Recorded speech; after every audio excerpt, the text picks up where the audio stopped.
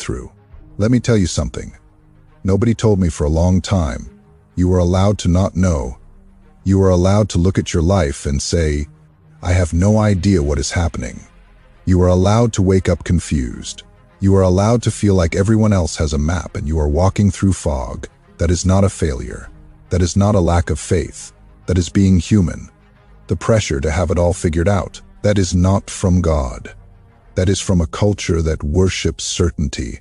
That is from people who are just as lost as you are but better at pretending.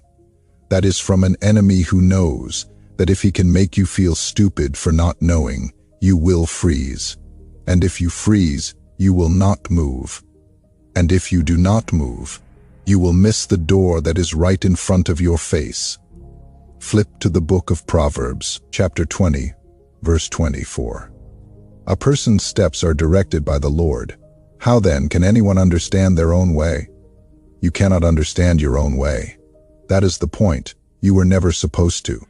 You were supposed to trust the one who does understand. You were supposed to let him direct your steps while you stopped staring at your feet and started looking at his face. The fog is not your enemy. The fog is where you learn to walk by something other than your eyesight.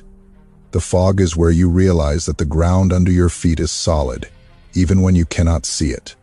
The fog is where faith stops being a word and starts being the only thing keeping you from walking off a cliff. You have been begging for clarity. But clarity is not what you need right now. You need trust. Clarity comes later. Clarity is for the rearview mirror. Clarity is for the testimony. Clarity is for the moment when you look back and say, oh, that is why that happened. But right now, in the fog, clarity is not available. And that is okay. What is available is his hand. What is available is his voice. What is available is the promise that he will not let you walk off a cliff even when you cannot see the edge. So stop pretending you have it together.